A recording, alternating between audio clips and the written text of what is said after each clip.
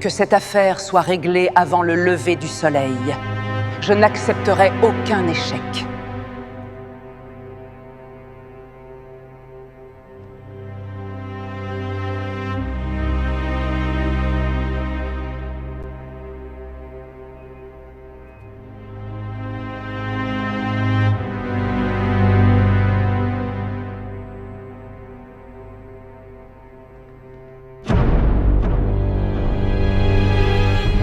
Catherine de Médicis, la reine de l'ombre. Florence, au cœur de la Renaissance, une ville d'or, d'argent et de secrets. Pendant des siècles, une famille façonne le pouvoir sans couronne, les Médicis. Des banquiers devenus maîtres du jeu, et de leur sang naît une enfant que personne n'attend, Catherine. Fille de Laurent II de Médicis, dit le Magnifique, duc d'Urbino, et de Madeleine de la Tour d'Auvergne, elle grandit en Italie, d'où elle est originaire par son père. Elle voit le jour en 1519, au sommet du monde, et perd tout presque aussitôt. Sa mère meurt, son père disparaît. Avant même de savoir marcher, Catherine apprend une vérité simple. Dans ce monde, survivre est déjà une victoire. Élevée loin des trônes, déplacée de palais en couvent, elle grandit sans protection, sans certitude, mais avec une chose rare, le temps d'observer.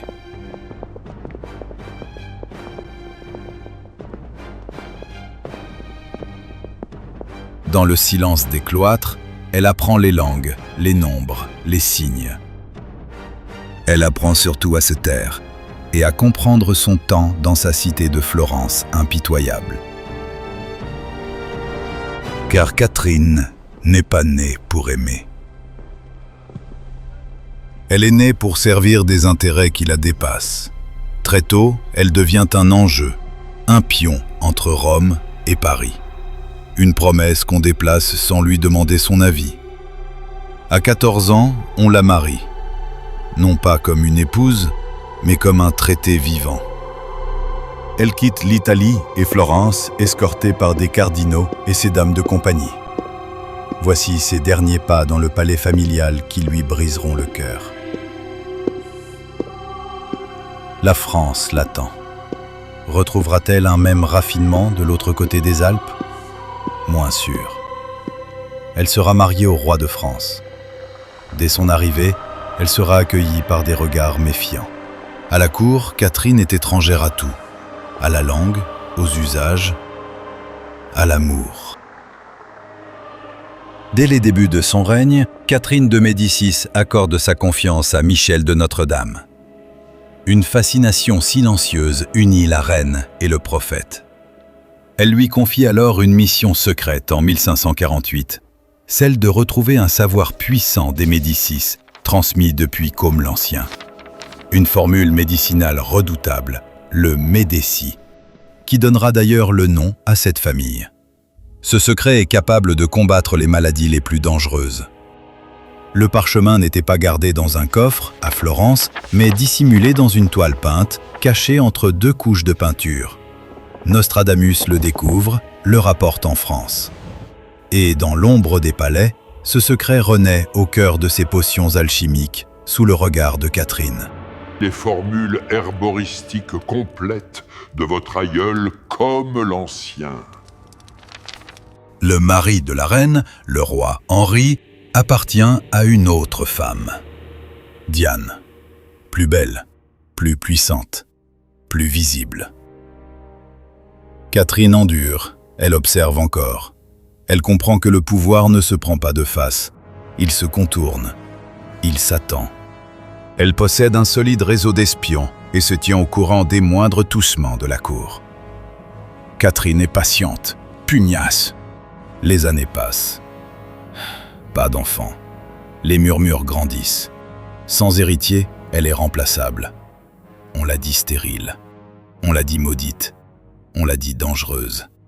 Alors Catherine lutte, avec la médecine, avec les astres, avec la foi, avec la peur aussi. Et un jour, enfin, la vie triomphe. Un fils, puis d'autres. 5 garçons, les futurs rois de France. À cet instant précis, tout bascule. Catherine n'est plus une épouse tolérée. Elle est devenue indispensable.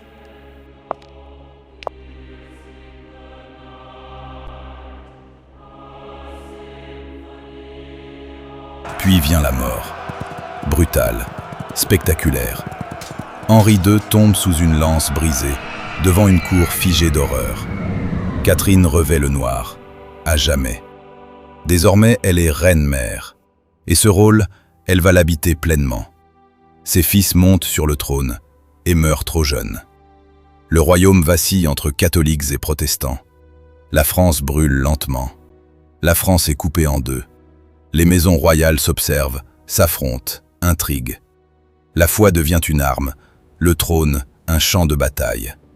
Au cœur de cette tempête, Catherine de Médicis veille, mère du roi, gardienne fragile d'un royaume qui se déchire. Le mariage devait réconcilier les sangs. Il rapproche les haines.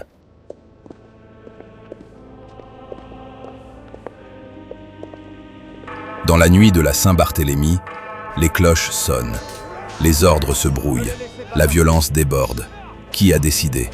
La reine ou la peur des hommes? On la craint. On la déteste. On l'accuse de tous les maux. Magie noire, poison, complot. On dit même qu'elle organise et dirige les messes noires des Capucines dans les sous-sols du palais du Louvre. On l'accuse de tout, elle, la maudite italienne. Mais Catherine gouverne surtout avec ce qu'elle connaît le mieux, la nécessité. Même Marie Stuart, qu'elle a vu grandir, finit par tomber, broyée par les couronnes et les rivalités. Sa mort secoue Catherine jusque dans ses silences. À la fin, il ne reste qu'elle, fatiguée, isolée, toujours debout.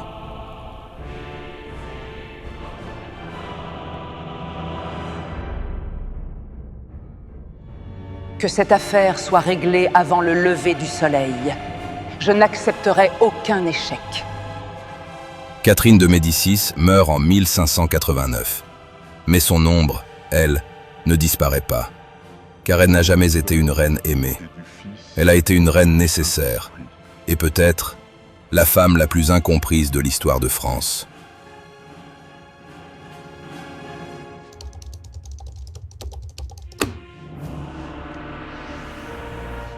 Catherine de Médicis, la reine de l'ombre. Vous venez de voir Catherine de Médicis, la reine de l'ombre, un film de Lionel Vigneron. Abonnez-vous à nos médias culturels pour ne rien rater des sorties de films sur vos écrans connectés. Parce qu'un autre cinéma naît.